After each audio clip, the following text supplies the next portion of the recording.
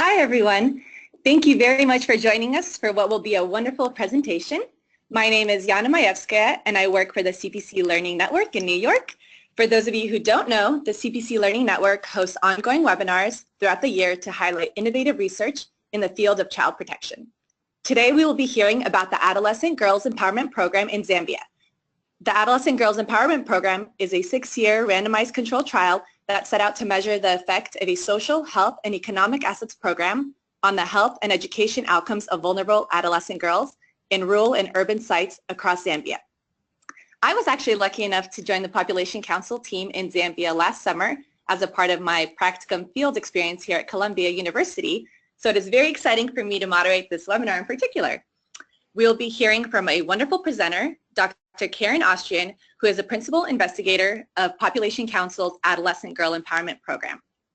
Dr. Austrian leads Population Council projects designed to empower girls in East and Southern Africa. She has an MPH from Columbia University's very own Mailman School of Public Health and her PhD from Ben Gurion University in Israel. She'll be sharing an overview of the program and research initiative, findings from the latest round of data collection, and lessons learned. After our presenter, we'll have a question and answer session. Dr. Paul C. Hewett, Senior Associate at the Population Council, will be on the line to answer any questions as well. You'll be able to submit questions throughout the presentation, and I will share them with the speakers at the very end. There's a question box on the GoToWebinar pane. Please submit your questions there. Please also let me know if you have any issues hearing or seeing the presentations using the question box feature, so I can try to make adjustments. This webinar will be recorded, and I'll share it tomorrow on the CPC Learning Network website. So before we get started, we wanted to get a sense of who is in the audience, and I will set up a poll that will launch now. There we go. And a question came up, and there are 5 options for you to choose from. So we want to know which role best describes your work. Are you a researcher, a program practitioner, a policymaker, a funder, or someone else? So the poll is coming in. We're at 76. We'll wait a couple of more seconds. Perfect. Okay. I will close the poll in 5, 4, 3, 2, 1. Okay, we have 90% of people voted. So it looks like 43% are program practitioners, 27 are researchers, 3% policymakers, and the rest are other. Thank you so much, everyone. And with that, I will turn it over to Dr. Karen Austrian.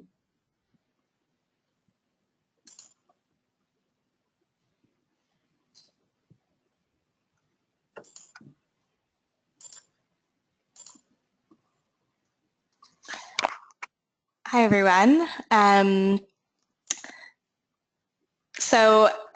Thanks, Yana, for that wonderful introduction, and it's great to reconnect in the form of this webinar. So I am going to be sharing an overview of the intervention and the research design for the Adolescent Girls Empowerment Program, and sharing with you our midterm results. And a bit about our reflections on what and why we might be seeing what we're seeing in the results at midterm.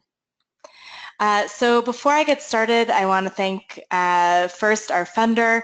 AGEP is funded by UK Aid from the UK government, and we're grateful not just for the funding but for the real investment that they've made in rigorous research and a real commitment to the study of what works for girls.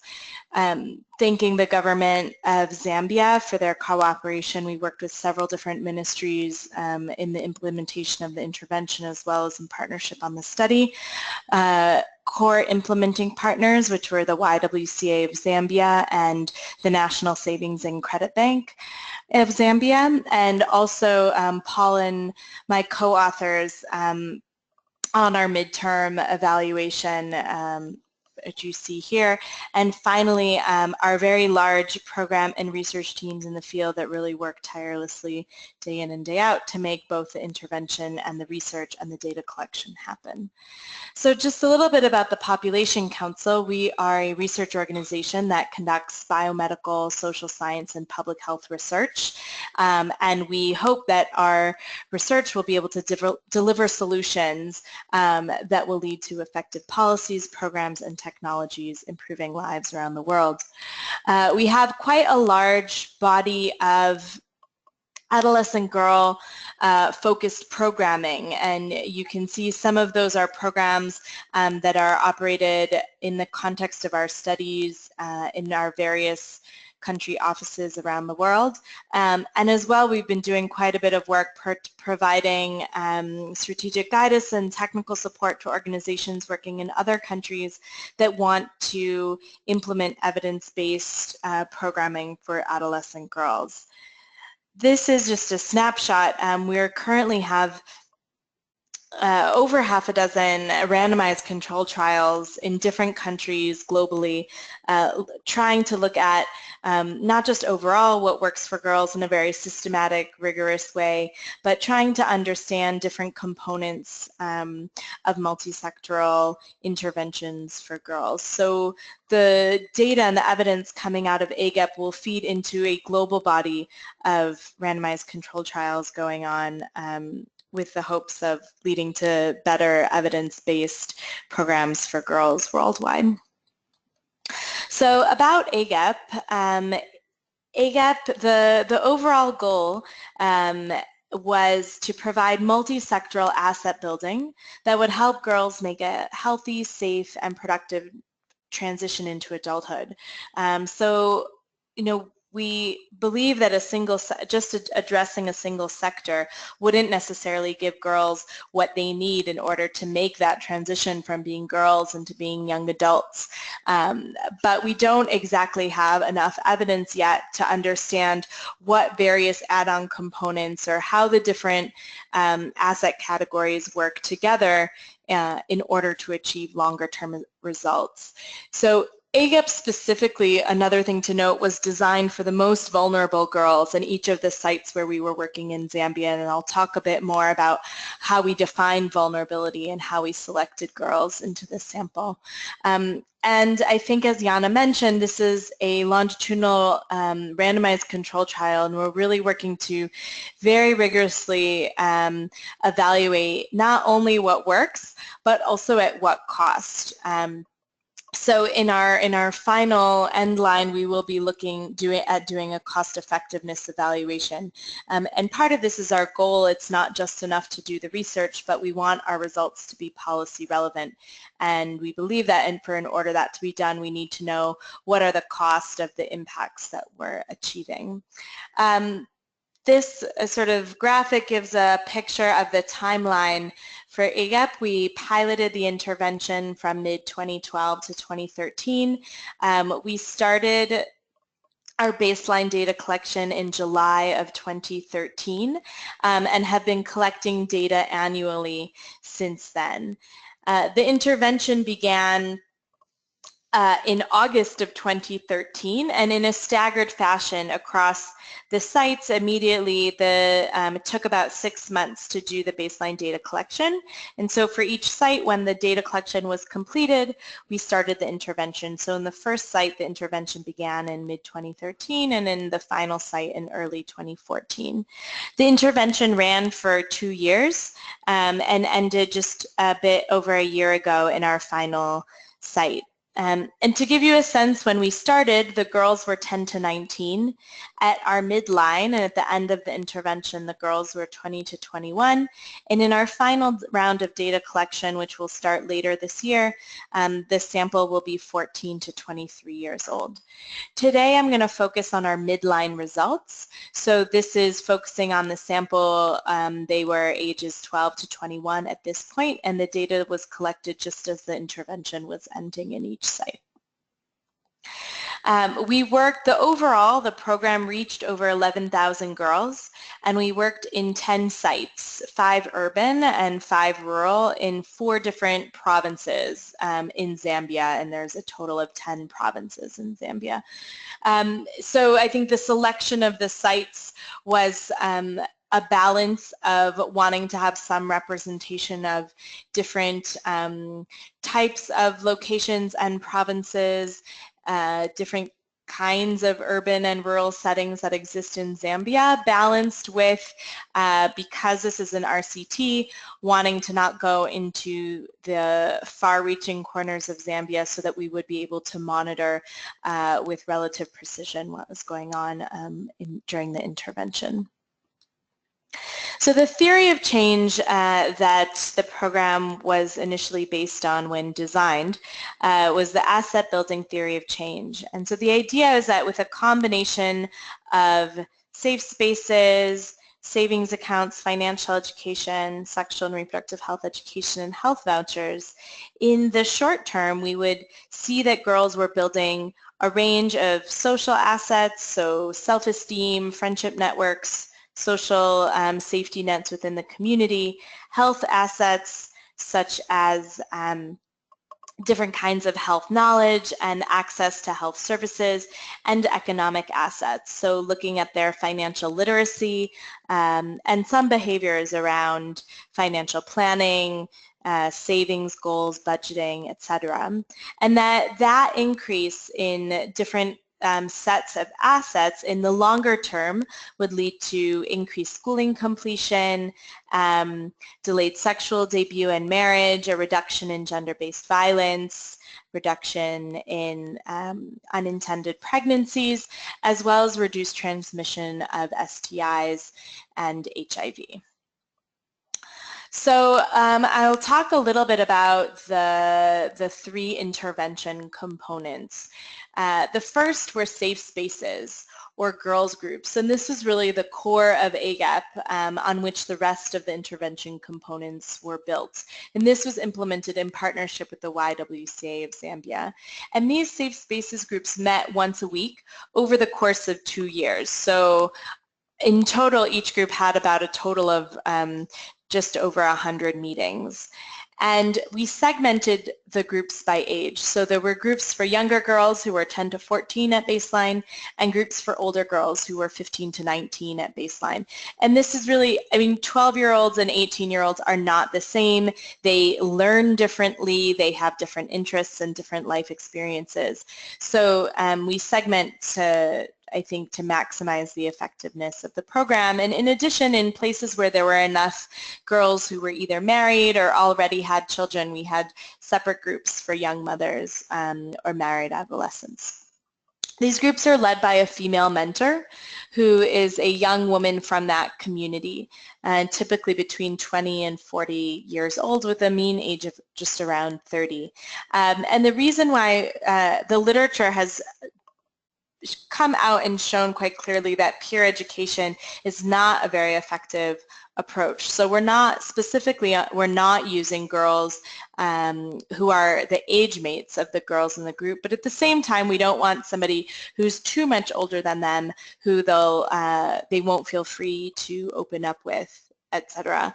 The idea is that these are women living in the community, that the girls can sort of see themselves being in their shoes in the near future, and that they're also living there so that they're able to, beyond the sessions, really serve as a mentor. Often there are stories of the girls using the mentor to sort of negotiate difficult situations in the household or with school, etc. There were 3 components to the curricula that were used in the Safe Spaces session. So one was a health curriculum, excuse me, health and life skills, and that covered a wide range of health topics, as well as gender-based violence, leadership, communication skills, self-esteem, healthy relationships, etc. We had a financial education curriculum that looked at savings, setting savings goals, understanding needs and wants, financial negotiations, planning, etc. And the final curriculum was a nutrition curriculum that had 3 core sessions that all girls got that were about a balanced diet and recognizing and treating anemia, and 3 additional sessions for the older girls that focused on nutrition during pregnancy and infant and early childhood feeding. And the nutrition curriculum was an embedded sub-study, and so mentors were randomly assigned to implement the nutrition curriculum or not. So I'm not going to present the results of that, but that it should be published and coming out soon. So we also collected very detailed data on attendance, and you'll see when I present the research results how we use this. But all of the mentors were given very basic smartphones, and they used ODK to enter information about that week's session, so the date, the curriculum, the topic, as well as which girls in their group attended. That data then synced into a cloud-based platform that we were using. We used the Salesforce platform, and so we would get in relative real time data on the meetings. And so for each girl in our study, we know not only how many sessions they participated in, but which sessions. So we've been able to do analysis taking into account the number of sessions that girls participated in, and then even further analysis looking into like the specific subsets of topics and the related outcomes that we might expect. I'm not going to be going into that level of detail today, but it will be coming out in publications hopefully later this year. The second component was a health voucher, and this was meant to reduce some of the barriers to adolescent girls accessing health services. It was a card that had 12 scratch panels on the back linked to an SMS platform.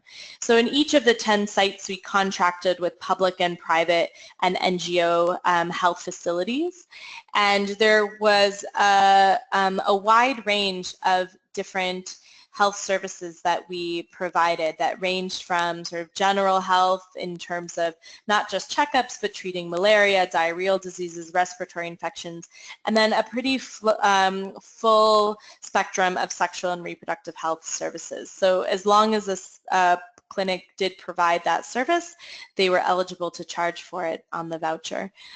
We also trained all the providers in each site in adolescent-friendly health services.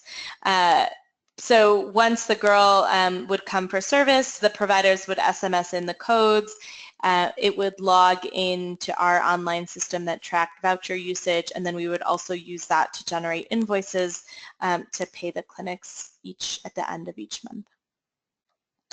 The third component was called the Girls Dream Savings Account, and this was done in partnership with NatSave.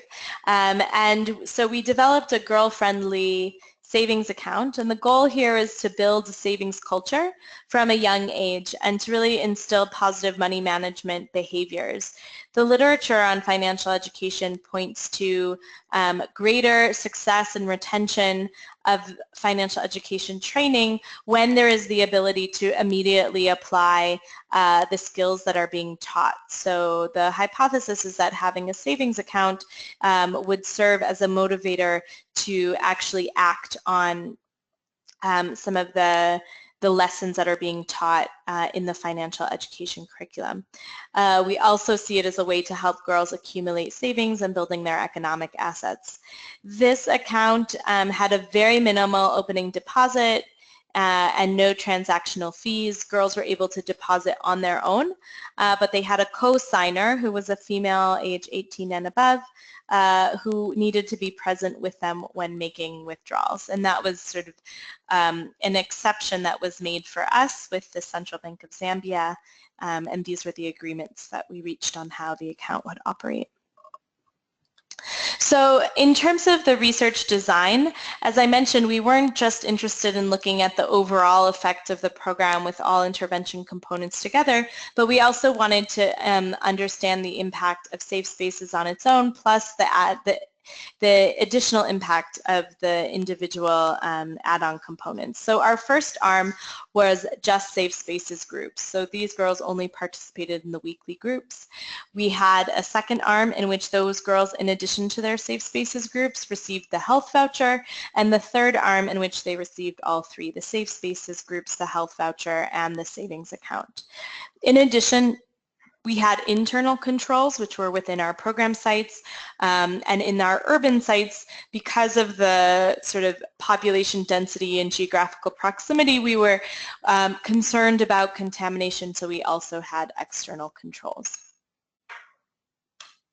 And I think overall, as I mentioned, the research objective was to determine the impact of AGEP both on the mediating outcomes as well as the longer term demographic, reproductive, and health outcomes as were outlined in the theory of change. So a little bit for folks who are interested in how we sort of did the randomization and how girls were selected into the program and then from there into the study. So we did, first we did randomization within each site. So we worked at the cluster level, and I'll talk about how the clusters were defined. So the randomization was within each site. Each cluster was randomized either to receive one of the three program versions or no program at all. And then within each site, the eligible participants were determined. So our study clusters were defined as census supervisory areas, or CSAs for short. That is a geographical area for which the boundaries were determined by the Central Statistics Office and are in Zambia and are used by the census. So just to give you a sense, Chiwama and Misisi was one of our urban sites. It's in Lusaka. We used GIS and mapping to define, and you can see the smaller CSAs represent greater population density and were the urban compounds or the slum areas. And out of that, so for example, in Misisi and Chiwama, we had 47 total CSAs, and then we did a public lottery in which we randomly selected not only the 16 clusters per site that would be part of the study, but also which study arm each of those 16 clusters would be assigned to. And that was done publicly with key community stakeholders present. We used a somewhat different way of developing the sampling frame in the rural areas. So we used, because of the health voucher component, we needed to be within proximity to a health center. So in each site, the sites were defined by taking the blue dots there are the rural health facilities. And then we drew a 15-kilometer circle around each health facility. And then all of the CSAs that fell within those concentric circles were included in the sampling frame for the randomization for that site. And then again, we held a public lottery, and the 16 clusters were randomly selected and assigned to a study arm. Now for the selection of girls. So our program targets were to reach about 10,000 girls, or about 1,000 girls in each site. So we invited about 1,200 to 1,400 girls per site because we knew that not all of them would join the program. And the way that we did this was that based on our household listing data, we ranked girls by vulnerability and then selected the 1,200 or the 1,400 most vulnerable girls in each site.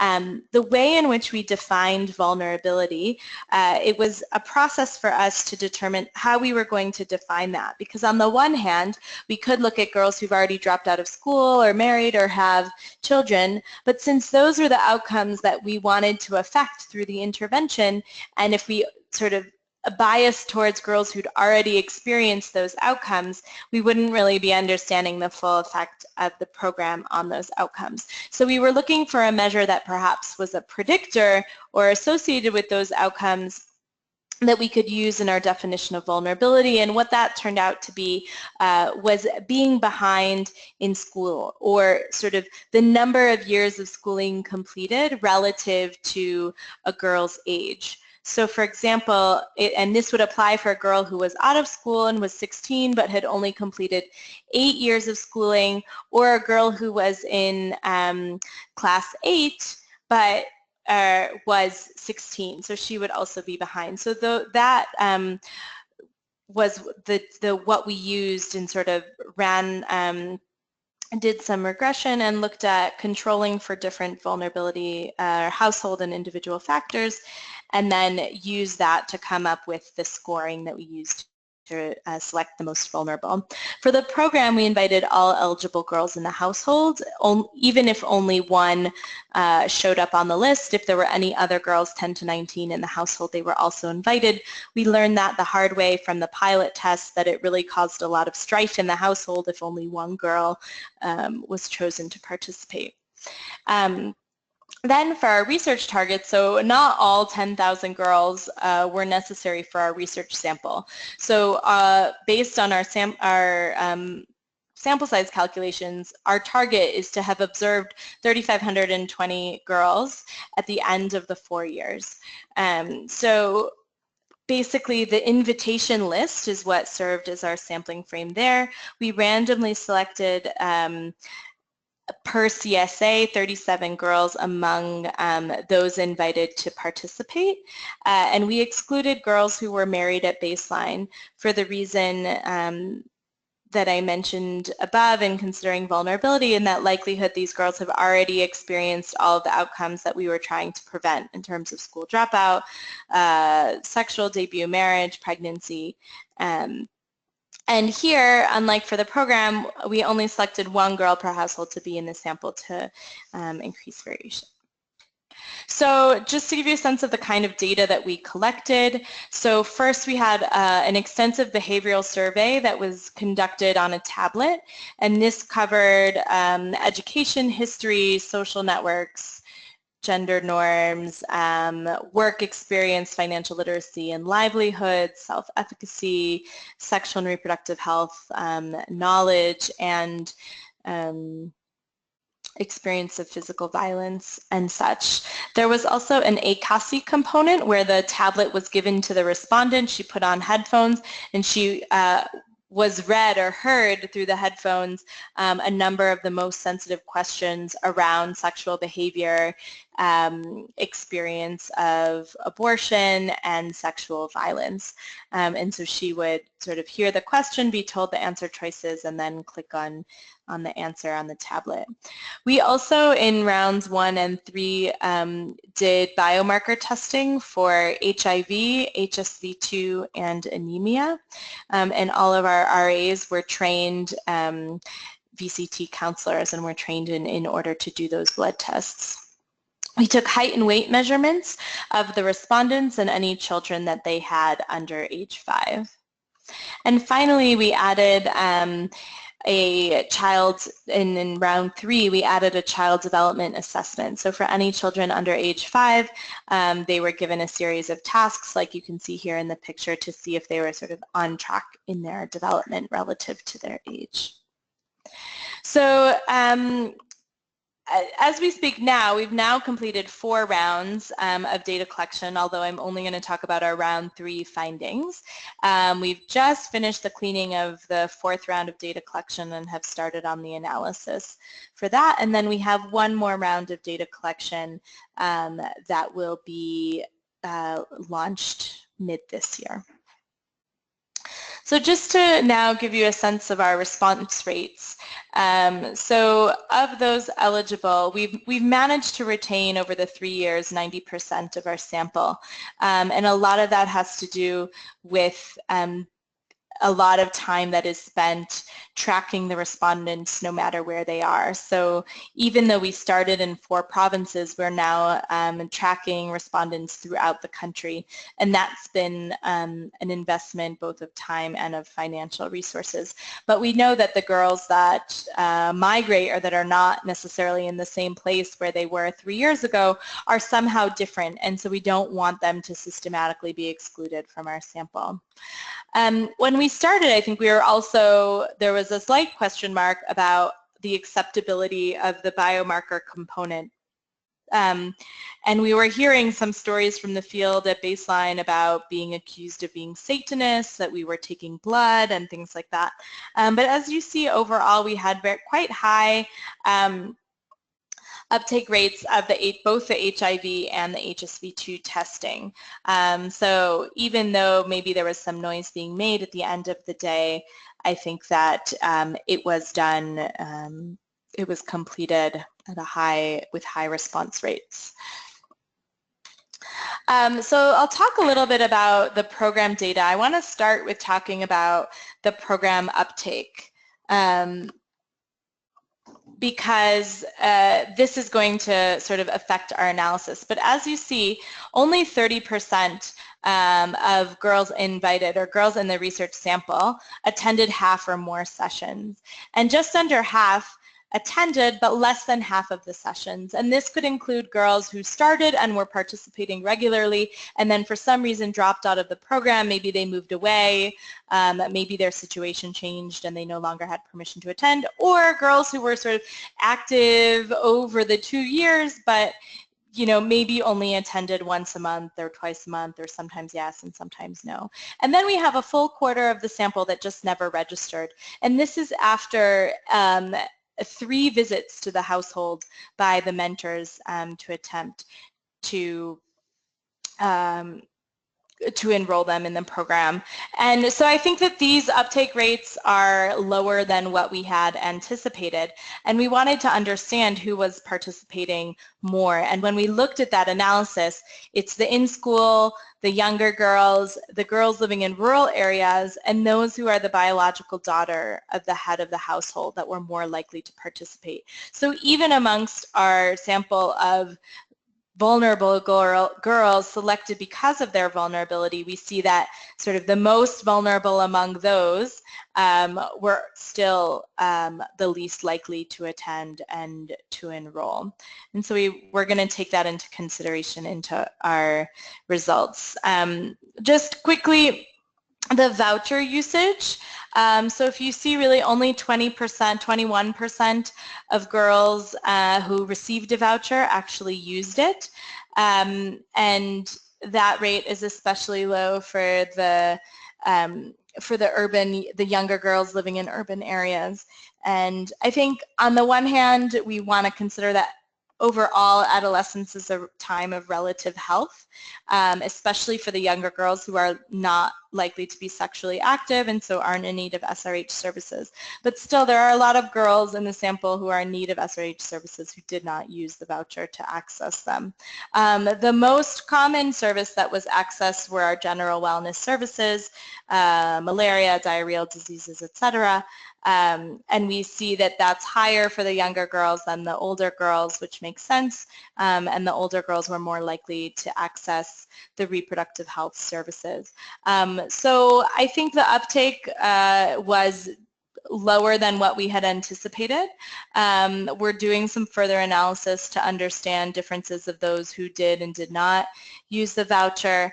But one thing that I think is interesting to note is that among the girls who did use an SRH service, 88% of them also used a general wellness service. So we still can consider that perhaps making general wellness services accessible and getting girls into the clinic for those are a bridge into sexual and reproductive health services. Briefly, I want to point out just the savings account usage. So you see, of the girls who were active participants, almost 3/4 of them were able to open an account, and just 1/3 for the girls who weren't quite active. And that's logical because the account opening happened at the group level. So the parents came, all the accounts forms were filled out in the context of their safe spaces groups. When we look at the account activity, about 30% of the girls made an additional deposit after the initial deposit that was made to open the account. And while maybe that number seems low when we compare it to other programs, youth savings account programs, that's actually pretty on par with what we see. And then also there's very little withdrawing. And I think that speaks to some of the qualitative work that we did around the savings account, that the savings that girls put into their account, they really see it for long-term future use. So this isn't money that they're saving up to buy school supplies with, or sanitary pads at the end of the month. That money they're saving up and they're keeping at home with them. The money that they're saving up a larger sum and putting in the bank is for future use. So now I'll talk about, just give an overview of the impact results. So we started with our primary analysis based on our initial analysis plan was intent to treat analysis. And that means that we keep everyone in this sample, and we're comparing girls in AGEP clusters to control clusters, and we're keeping them in the analysis based on the assignment of their study arm, regardless of whether or not they participated in AGEP or they didn't participate. And that really allows us the most clearly to assess the impact of AGEP without concern about other factors that may be biasing our sample. However, as you saw from the program uptake, a large section of our sample either didn't participate in the program at all or didn't get anywhere near the full dosage of the program. So we did a secondary analysis, a treatment on the treated analysis. And in the first step, we used covariates to, and this is where we took into account sort of, we were comparing girls who participated in 52 sessions or more. And there we were using covariates to control for the differences that we could observe between those who participated extensively and those who didn't. And those are a range of household and individual factors. But beyond that, we know that there are unobservable differences, things that either are not measurable or that we didn't measure for. So for example, like resilience or parenting style and things like that. And so we used instrumental variables to account for that. For the most part, after the instrumentation, the primary and secondary analysis results were mostly the same, so I'm just going to show our intent to treat analysis here.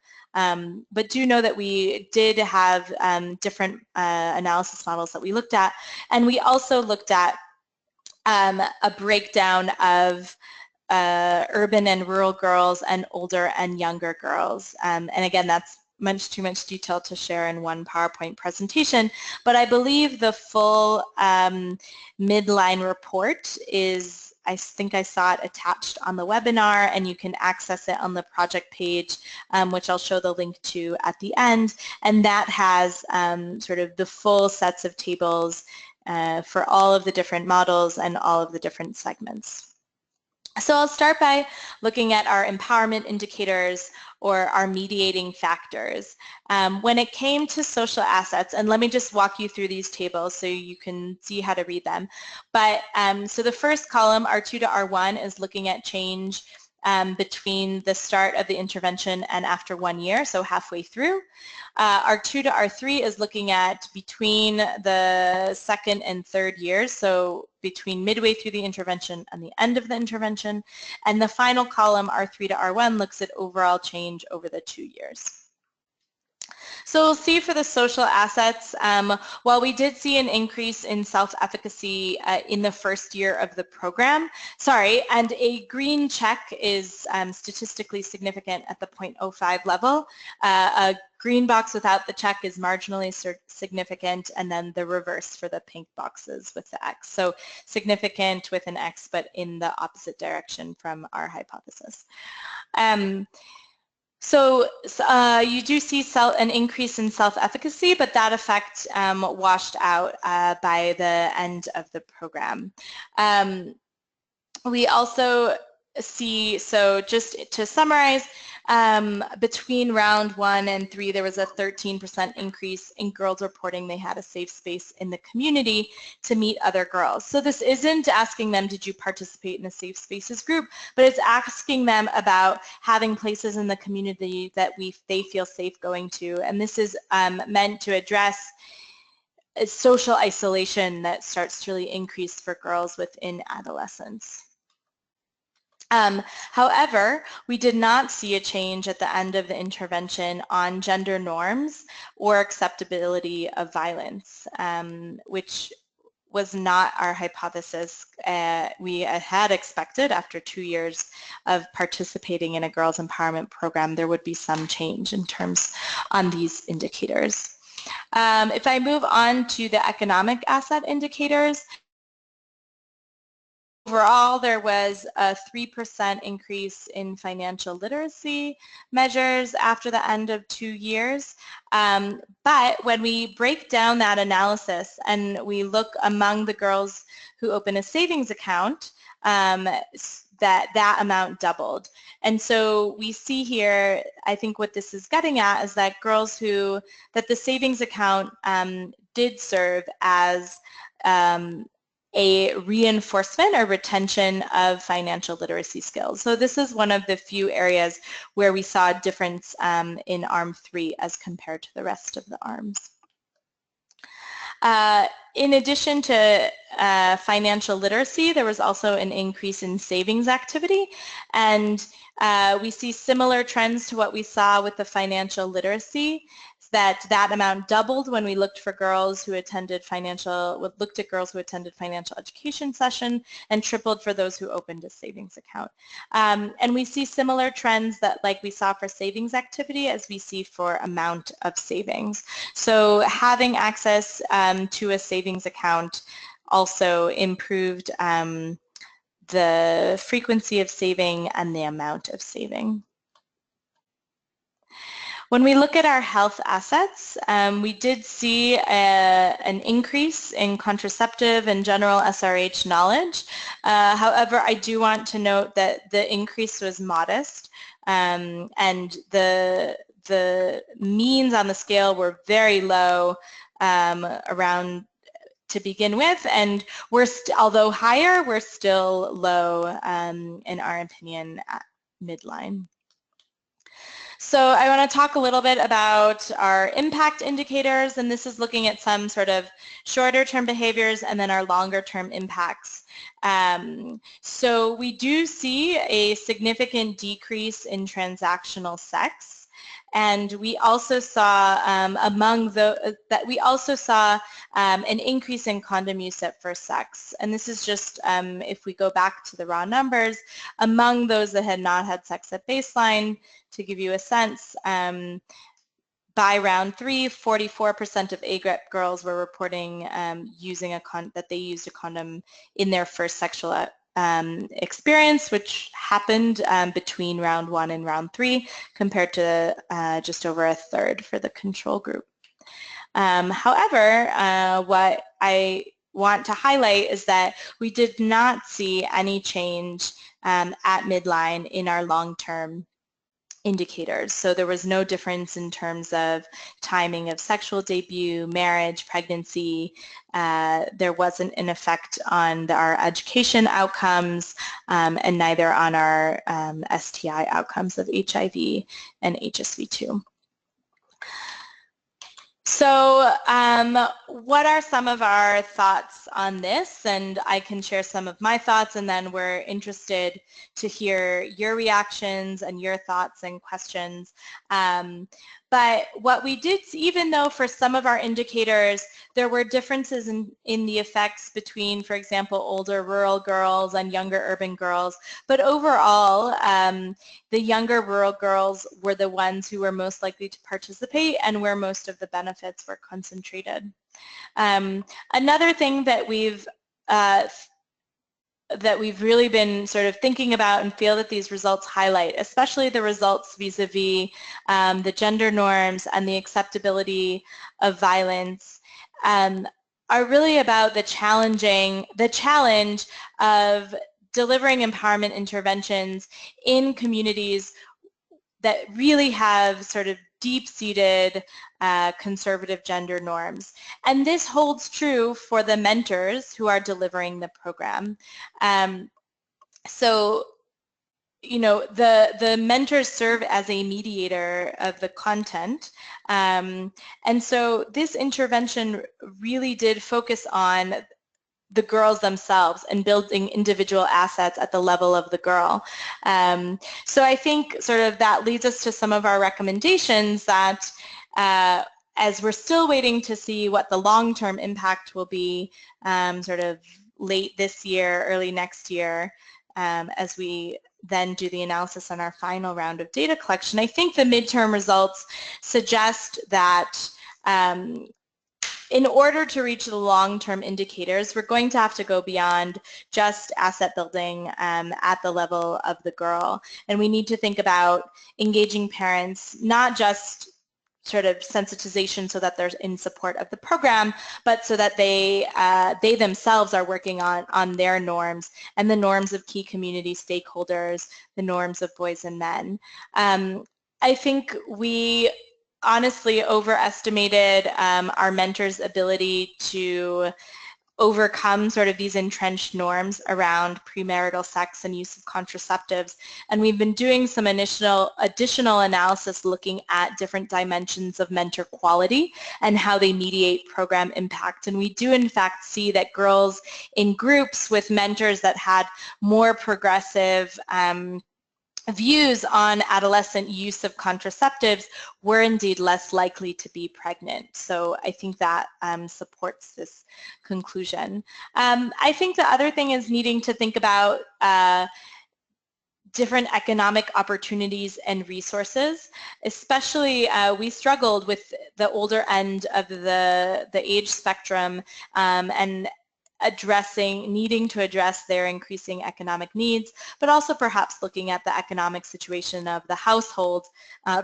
And in these very vulnerable households, perhaps the household economic situation also needs to be addressed. And I think if we want to make movements on education outcomes, there was no formal education support component to this intervention. And so I think there's room to look at what the role of that might be. So I'm going to do one more round of acknowledgements. We have a large investigator team from a variety of institutions and our study team who work very hard in order to collect the data that we've been able to present to you today. And with that, I think we'll open it up for questions that myself or Paul Hewett, my colleague, leading this study can answer. And at that link, there's a lot more information about AGEP as well as the full report, some briefs, and an extended.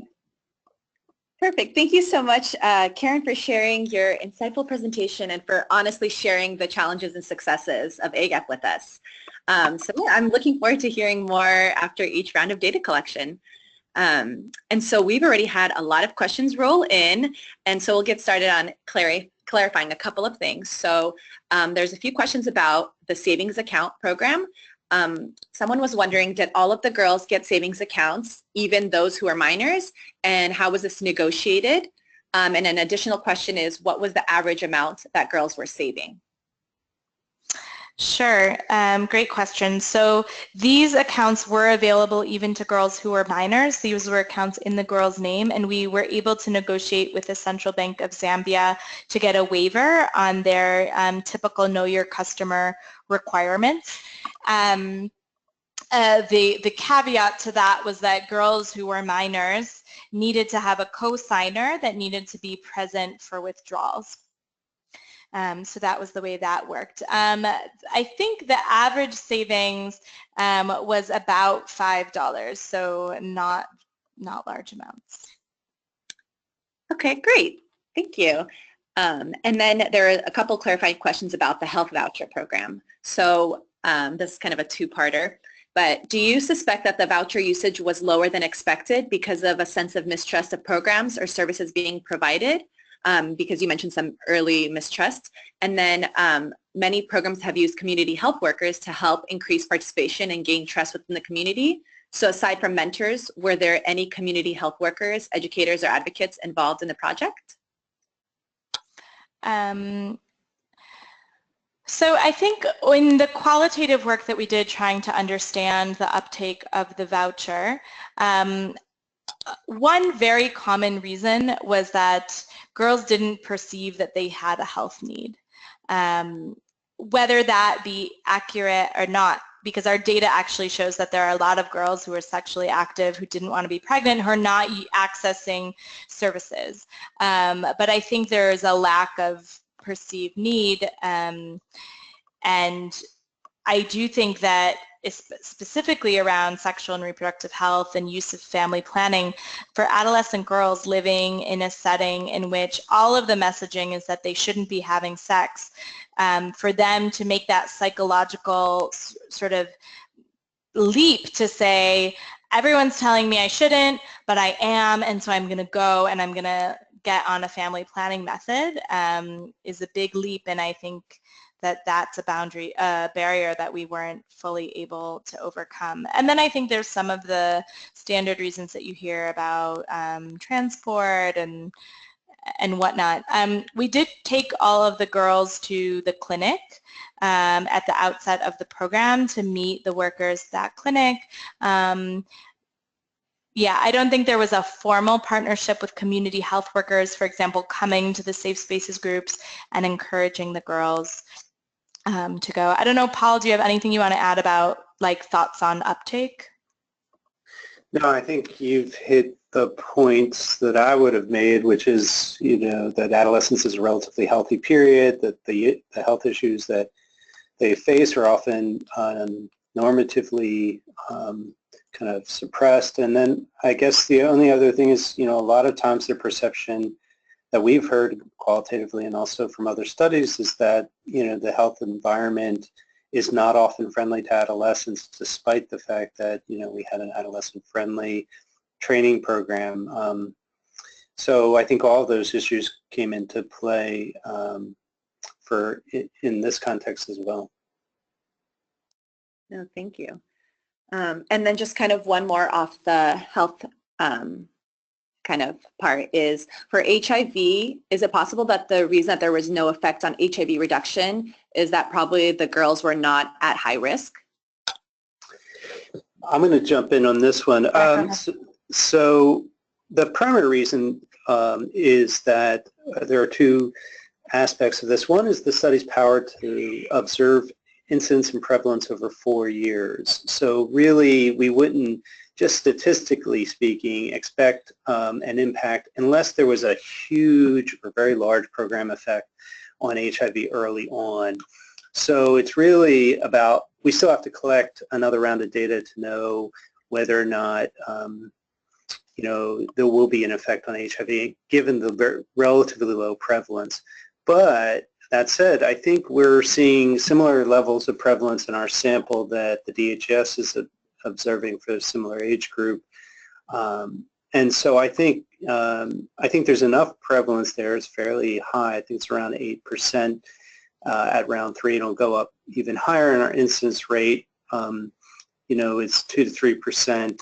And among high-risk groups, for those that have transactional sex, it's above 3% as well. So there's enough HIV there to observe, and certainly very high levels of HSV2, which is around 18% of our sample. So, you know, there's a lot of disease progression for these girls, and the issue is really the assessment for that comes after the next round of data. Yeah, thank you. And then in terms of, since some of the data is self-reported, like asking girls about condom use, do you think that it could be biased, meaning they responded because it's something that you might be looking for, that because it was something that was discussed during the safe space sessions?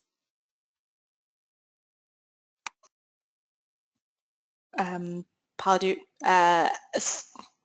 so I think that given that we don't have sort of across the board positive results on all our indicators, I'd be inclined to think that there's not that much bias, because you might think the same thing for gender norms. If they were being taught certain things, they would respond, or non-acceptability of violence. But there's always a possibility of desirability bias. Yeah. And then in terms of some people wanted to know a little bit about the research and ethical considerations and some of the challenges that you might have encountered. Well, that's a very general description. Yeah. But we, I think the midterm report has a section that references the protocol process that we went through. I think we found standard, we followed standard procedures, and really the ethical boards were very understanding, even considering the fact that we were interviewing kids at baseline as young as 10 years old. I think there's an increasing recognition that these interviews, not only in our study but in other studies, that interviews can be conducted in an ethical manner with young children, and it's important to do so, to hear their voices and their concerns and their issues. I think a broader question that hasn't really been addressed with research so much is the quality of that information and what can be gleaned from it given their ages. I think we do have age-appropriate questions. We certainly exclude questions for the younger age group. For instance, we're doing no testing on the younger kids for HIV. We're asking no questions about sexual behavior for those under 15. And one might make the argument that that's excluding certain children, but that's something that the ethical boards often dictate locally. And the same thing with HIV and HSV2. The testing was always among the older adolescents, and for any minors, it was always a two-step process where we went through the guardian first, who provided written informed consent, and then assent with the child. So, again, that more research, we've done a lot of work. Even the council's done a bit of work on comprehension in the informed consent process among young children, what needs to be done to be sensitive to that. But certainly I think that's an area for further work from a research angle to know, appropriate and practical tools for doing that effectively. Yeah, thank you. And then transitioning a little bit here, there was someone who was wondering if the primary reason for children migrating from the round 1 of data collection to the round 3, if you were able to kind of gather data around that. We had a sense about midway through the intervention, we collected some monitoring data around reasons for migration. I think the most common one was that the family moved and the girls moved with their family. And then I think others were migrating for marriage and migrating for work. Mm-hmm. Thanks. And do you have any insights now as to how you could encourage the more vulnerable girls to participate or participate more?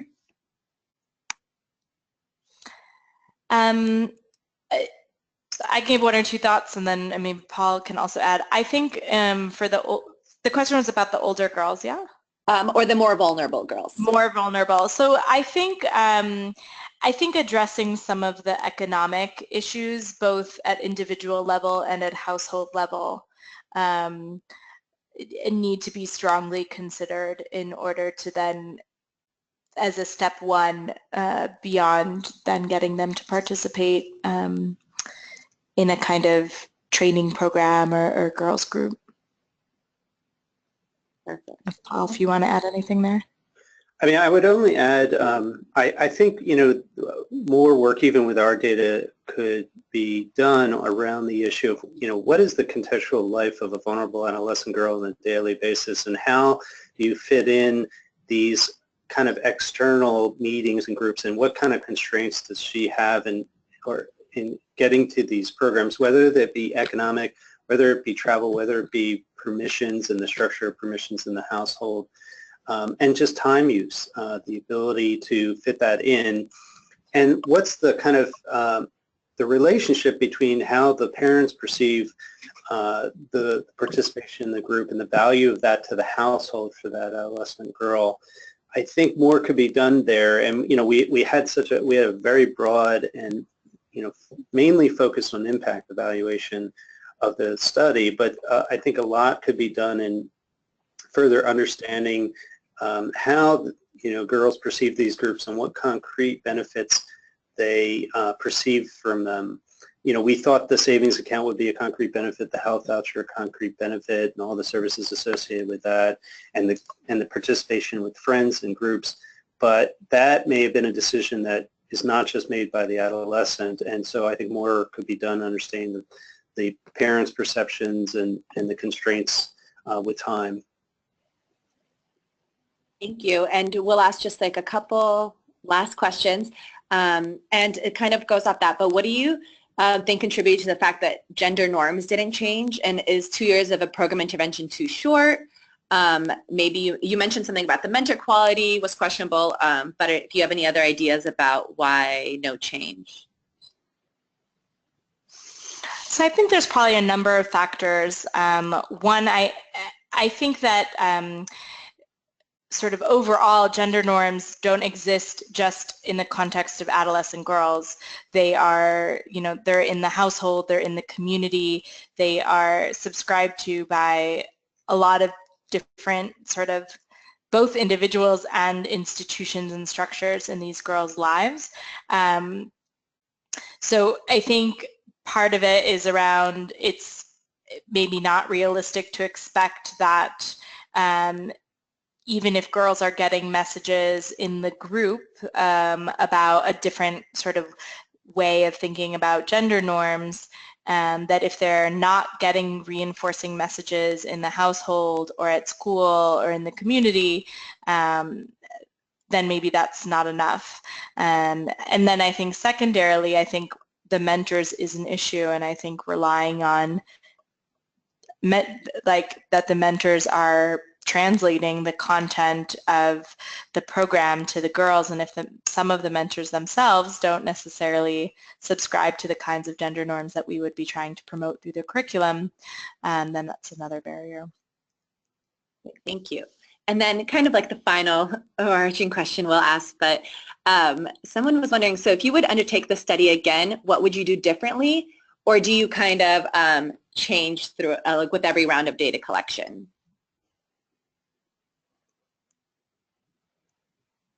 Paul, you want to take a first step? Sure. I mean, I think there are two dimensions. This one is, was there anything we would go back and change with regard to the research and evaluation? I don't think I would necessarily go back and change anything we did, because in terms of how the program was implemented or how the research was done, I think for what we designed it for, it was implemented well. I think it opens up the broader question of, if I was to design a program moving forward, how would that be? And I think, you know, some of the, Karen hit on a lot of these points during the program, during the presentation, but certainly addressing the issue of participation is an important one. Having the girls come into the groups, having a value in that group, establishing that in a culture over time, and addressing the question of, how much exposure do you need in a girls group to have an impact? So I think that is a really important, incredible question. And then I think I would more focus on specific questions like education, and then think about more of a theory change around the education component, and really focus on what is needed in a girls group to enhance that. How does the program specifically address the barriers to that specific issue, or whether it be HIV or whether it be marriage, and do that more in a much more focused and intensive way. I think we had a very broad program, which was very useful because we thought it was these multiplicity of impacts, but I think that's one big lesson from me from a research perspective. Thank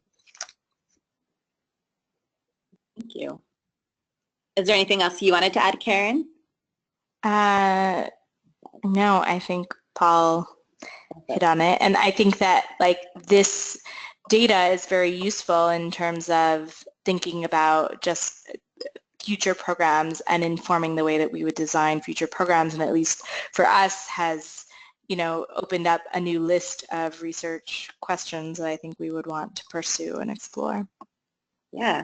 Wow, thank you. And thank you everyone for all of your thoughtful questions and participation. Once again, this webinar was recorded and will be shared on the CPC Learning Network website by tomorrow. And I once again want to give a great big thank you to Dr. Karen Austrian and Dr. Paul Hewett for taking time out of your day to share your program and research with us. So have a wonderful morning, day, or evening, everyone. Thank you. Thank you.